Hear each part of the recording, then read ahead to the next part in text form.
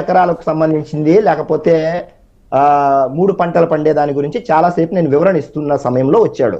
3 పంటలు పండే ఏదైనా సరే రైతులకు సంబంధించినది కానీ ఇంకొకటి కానీ ఏదైనా సరే కూడా ప్రజలు లేకపోతే రైతులు స్వచ్ఛందంగా ఇచ్చినది, దాంట్లో కాంట్రవర్సీ లేదు. ఇకపోతే నల్ల బ్యాడ్జీలు ఎందుకు వేసుకున్నారు, లేకపోతే మోడీ గారు అప్పుడేం చేశారు ఇప్పుడేం చేశారు అని అన్ని చాలా మాటలు మాట్లాడారు.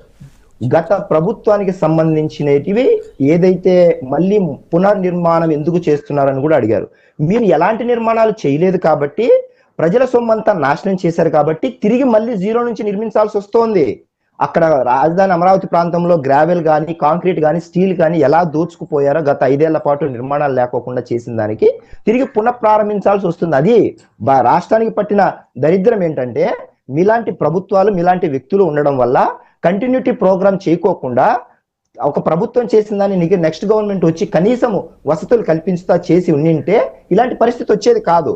కాబట్టే మళ్ళీ పునర్నిర్మించాల్సి వస్తోంది రాజధానిని. రెండోది, దుబారా చేయడం అలవాటే. జనసేన వాళ్ళు గాలి మాటలు అంటున్నారు. ఇలాంటి మాటలన్నిటికీ నేను గతంలో చాలాసార్లు చెప్పడం జరిగింది సమాధానం. మళ్ళీ దాని జోలికి వెళ్ళట్లేదు. ఎందుకంటే వీళ్ళు దుబారా గురించి, వీళ్ళు వేసుకున్న పరదాలకు సంబంధించినటువంటి ఎంతెంత డబ్బులు 12 కిలోమీటర్లకు హెలికాప్టర్ వేసుకుని పోయిన దానికి ఇవన్నీ ఇంకా వద్దు. అవన్నీ రెడ్ కార్పెట్ వేసుకొని ఏమంటారు బాగలేని సమయానికి రైతుల మధ్య వెళ్ళడానికి కూడా రెడ్ కార్పెట్ వేసి టెంట్ వేసుకొని చక్కగా హెలికాప్టర్లో దిగిన దానికి ఇలాంటి ఇంకా ఈ దుబారా గురించి గత 5 ఏళ్ల పాటు చేసిన దానికి మా పార్టీ జోలికి వచ్చిన గత 5 ఏళ్ల పాటు మేము ఎలాంటి సమాధానాలు చెప్పాము, మాకేం తీర్పిచ్చారు వాళ్ళకేం తీర్పిచ్చారో చెప్పారు. ఎవరి గాలి మాటలు తేలిపోయింది. 21కి 21 ఎవరు వచ్చారు తేలిపోయింది. 151 నుంచి 11కి ఎవరు వచ్చారు కూడా తేలిపోయింది. దాని గురించి కూడా నేను వెళ్ళను. ఇకపోతే ఇదేంటి కొంప కడుతున్నారు అంటూ మాట్లాడారు. ఇప్పుడు మన కొంపలు లేవు అంటే చిన్న సాధారణ స్థాయి వాళ్ళకు కొంపలే అనుకుంటారు మీ భాషలో. అంటే మీకు అంటే అలాంటి భాష గ్రామీణ భాష కాబట్టి మీకు వచ్చేదంతా మా కొంపలే. మీ అంటే ప్యాలెస్లు కాబట్టి మీకు అలా ఉంటాయి లేండి. మీ ప్యాలెస్లకు సంబంధించిన వరకు మేము ఆ స్థాయి వరకు రాలేము. కానీ నెక్స్ట్ ఇంకోటి ఏమన్నారంటే శివరామకృష్ణ కమిటీ. ఒక వ్యాలిడ్ పాయింట్ ఏంటంటే వాళ్ళు శివరామకృష్ణ అనే కమిటీకి సంబంధించినది ఏం చెప్పింది, ఉమ్మడి 13 జిల్లాలకు సంబంధించినవి ఎక్కడ పాజిటివ్ నెగిటివ్ అంశాలు ఎక్కడ ఉంటాయో పలానా చోటమని ఏం చెప్పలేదు శివరామకృష్ణ కమిటీ. మేము కమిటీ ఆధారంగానే ముందుకెళ్ళాము. వీళ్ళు ఏ కమిటీ ఆధారంగా వెళ్ళలేదు సరికదా.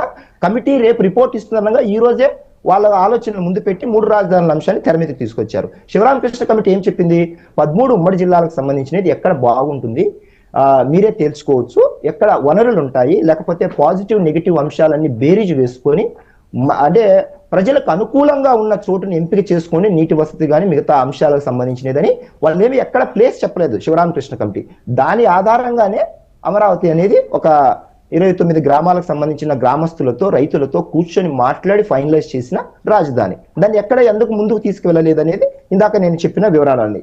సో ఈ ఆలోచనలన్నీ కూడా ప్రజల ముందు పెట్టాము, కమిటీ రిపోర్ట్ ద్వారా పెట్టాము, ఎవ్రీథింగ్ ఆన్ పేపర్.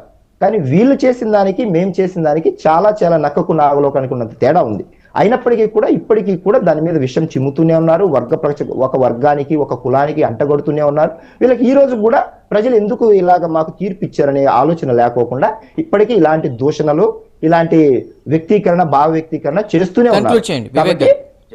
కాబట్టి రాజధాని అమరావతి ప్రాంతానికి మోడీ గారు వచ్చేది పునఃప్రారంభానికి సంబంధించిన విషయాలకు సంబంధించినవి ప్రజలకు మేలు కలిగేలాగా రాజధాని మళ్ళొకసారి అంటే మేమేమైతే ఆలోచనలతో ఉన్నామో ఆ ఆలోచనలకు తగినట్టు కూటమి ప్రభుత్వం నిర్ణయం తీసుకొని ప్రజల రాజధానిగా వెలుగొందేలా చేయాలనేది మా యొక్క లక్ష్యం, మా యొక్క ఆలోచన.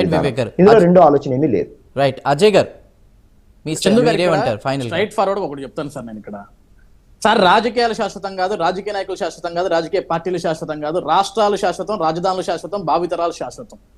మనం ఒక నిర్మాణం చేస్తే భావితరాలకు ఉపయోగపడాలి, ఈ భూమి మీద ఎప్పుడు శాశ్వతం కాదని చెప్పేసి మనం మాట్లాడతాం. కానీ ఇక్కడ ఉన్నదాన్ని కూడా సర్వనాశనం చేయాలని ఆలోచించే వ్యక్తులు ఎవరైనా ఉన్నారంటే అది వైఎస్ఆర్సీపీ పార్టీ నాయకులు, జగన్మోహన్ రెడ్డి గారు లాంటి మనుషులు తప్ప. ఇందా నుంచి వెంకటరెడ్డి గారు ఏమంటాడంటే 1,00,000 కోట్ల అప్పు లేకుంటే 1,00,000 ఎకరాల భూమి అని మాట్లాడుతున్నారు కదా సార్.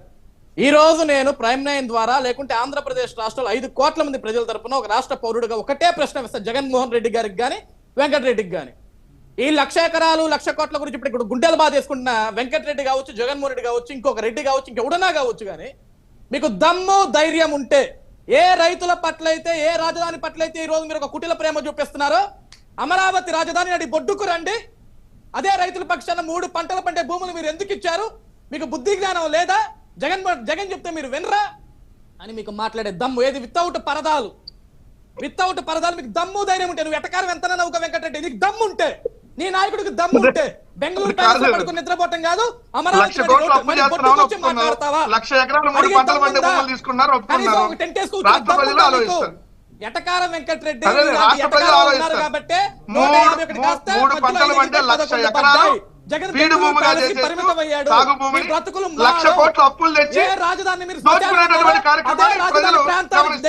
దోపిడీ జరిగితే మళ్ళీ ప్రభుత్వం ఎందుకు, ఇప్పుడు ఉన్నటువంటి ప్రభుత్వం ఎందుకు అధికారంలోకి వచ్చింది? రైట్, మనకి సమయం లేదు, కంక్లూడ్ చేయండి. కోటయ్య గారు మీరేమంటారు ఫైనల్ గా? ఒక మాట చెప్తున్నాండి, రాజధాని ఉద్యమకారుడిగా 1630 అమరావతి వివాదం కాదండి, అమరావతిని వివాదం చేయాల్సిన అవసరం లేదండి. ఇప్పుడు కోరేది ఏంటంటే అమరావతి క్లైమాక్స్ ఇవ్వాల్సిన బాధ్యత కేంద్ర ప్రభుత్వం మీద ఉందండి. సార్ ఇప్పుడు 1,00,000 ఎకరాలైనా ఇంకొక 1,00,000 ఎకరాల తీసుకుంటున్నారా? కంక్లూడ్ చేయనివ్వండి, మాట్లాడివ్వండి వారిని. ఒక్క నిమిషం. నీ 1,00,000 ఎకరాలు పాడుగా నువ్వు ఆగని ఆయన 1,00,000 ఎకరాలైనా ఇంకో 1,00,000 ఎకరాలు తీసుకుంటున్నారా? గడిచిన 5 ఏళ్ళు ఆడేది వచ్చి ఇప్పుడు ఆడేది వస్తాడు.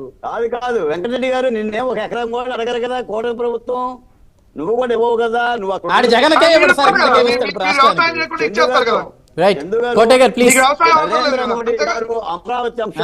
వ్యవసాయం చేస్తాడు, స్పష్టమైన ప్రకటన చేశారు.